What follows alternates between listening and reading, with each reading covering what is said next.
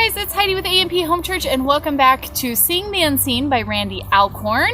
Be sure to subscribe and tap the little bell icon that will notify you each day when new videos come out. It is a 90-day study focusing our minds, setting our minds on the things that are eternal, the things that are unseen. So we're just about halfway through. Are you really putting a chicken over here in the video? Unseen, like the chicken that's behind the camera. My son is holding a chicken up here.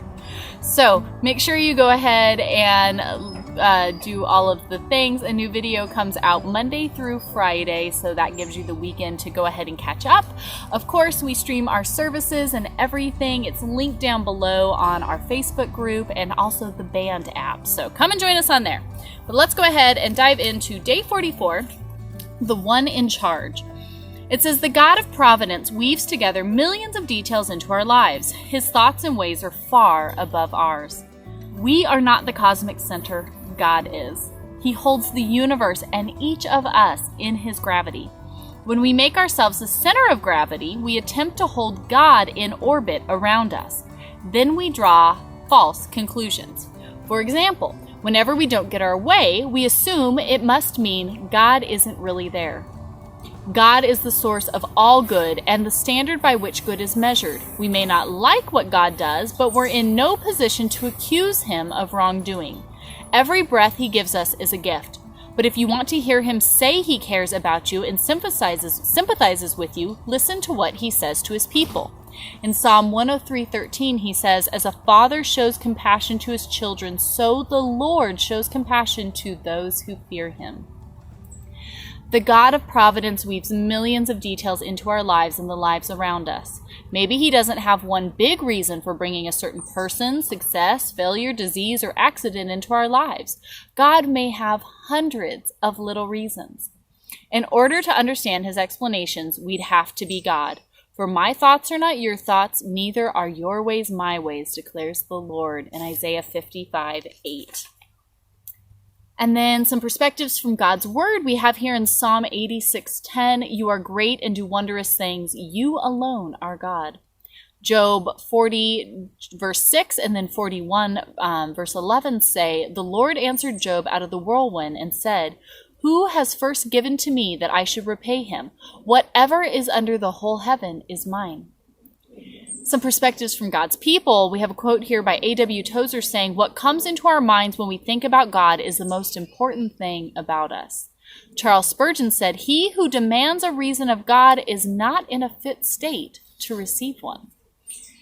Guys, those are huge, but those are some really important things to pause and think about, especially that last quote there by Spurgeon. He who demands a reason of God is not in a fit state to receive one. That's pretty big. Let's go ahead and turn over to the blog now, epm.org/pointless. We're going to read, There is no pointless suffering. So let's go ahead and turn over there and see what else we have today.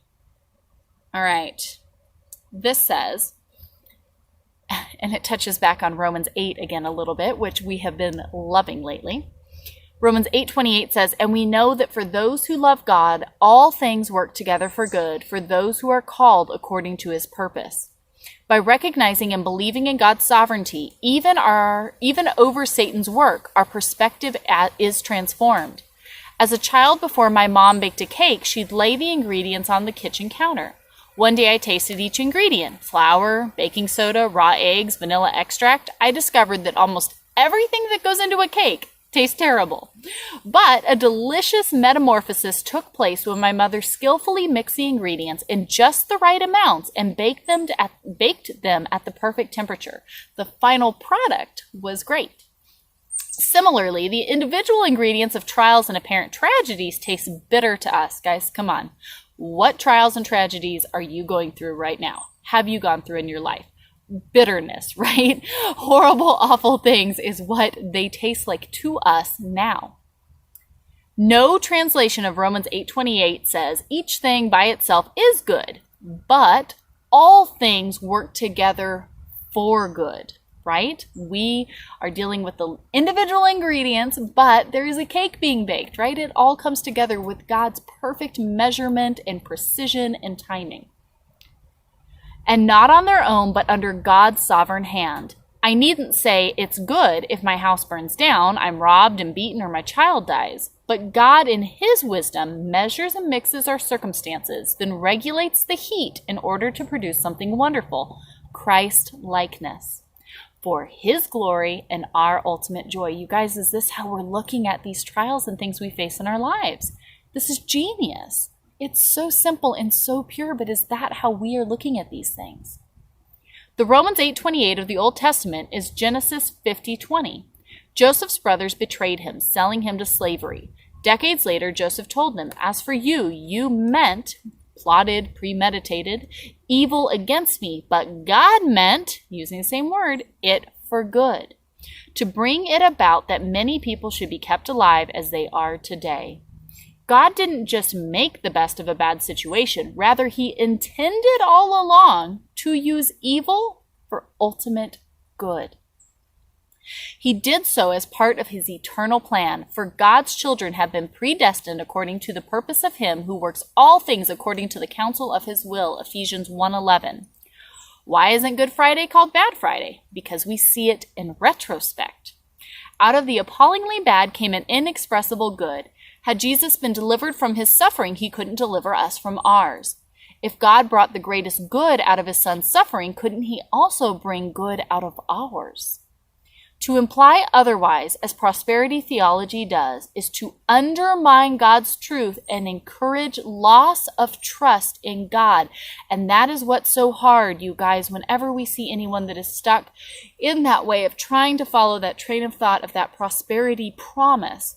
It's because you're undermining God's truth and you're showing a loss of trust in God. And that's the heart of the issue, which is that big of a deal to stop and discuss and say, hey, we got to do something about this. Corrie ten Boom, who survived a Nazi death camp, said, every experience God gives us is the perfect preparation for the future only he can see. You cannot have a Christian worldview unless you believe that God has a plan, the ability to carry it out, and the loving kindness to do it not only for his glory, but our good.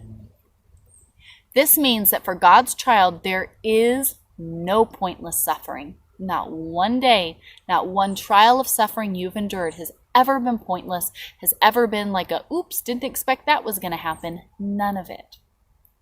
Of course, much of it may appear pointless since finite fallen creatures are incapable of understanding the point. That's us, right? We don't get it most of the time. But God is all-wise and all-loving and never pointless nor off-point. That's why Job could cry out in agony, though he slay me, yet I will trust him. That's the message in Shane and Shane's song, Though He Slay Me, featuring an excerpt from John Piper's sermon, The Glory of God in the Sight of Eternity. So he's got this link here on the website. You guys go over and pull this up when we get done here. Shane and Shane, great. I love, they've got some really good stuff. And then an excerpt here from John Piper, and this is what Pastor Piper said. He said, not only is your entire affliction momentary, not only is all your affliction light in comparison to eternity and the glory there, but all of it is totally meaningful. So let's pause right there. Whatever you're going through, whatever you have gone through, whatever has led up to this point, and whatever you will face in the future days to come until you get to be reunited with Christ. Right now, it's momentary. It is light in comparison to eternity, right? Like the example I give of like really how much does scraping your knee when you were 2 affect your day-to-day today? Like not at all, right? That's what this will be in the correct perspective and scope of eternity. But all of it is totally meaningful. Be content and joyous in all circumstances, in all situations, giving God thanks for all of it and asking him to guide your steps, right? Every millisecond of your pain from the fallen nature or fallen man, every millisecond of your misery in the path of obedience is producing a peculiar glory you will get because of that. I don't care if it was cancer or criticism. I don't care if it was slander or sickness. It wasn't meaningless. It's doing something. It's not meaningless. Of course, you can't see what it's doing. Don't look to what is seen. And again, that was by John Piper. So, this has been a very good week, I think, with dealing with just suffering and loss and a lot of the hardships of the things and correct perspective that we need to be working to have here in this time, in this now. So I am praying that this bless you guys today. Be sure to pull this up though. You guys study the scriptures, memorize them, commit them to our memories, right? And in our hearts, tuck them away, meditate on these things, be in your word reading every day. If you ever have any questions, reach out. Pastor Brandon and Pastor Travis are happy to answer anything they can. If there's anything myself or Lex can do to help in anything, really, honestly, just reach out and let us know. But really praying that blesses you guys.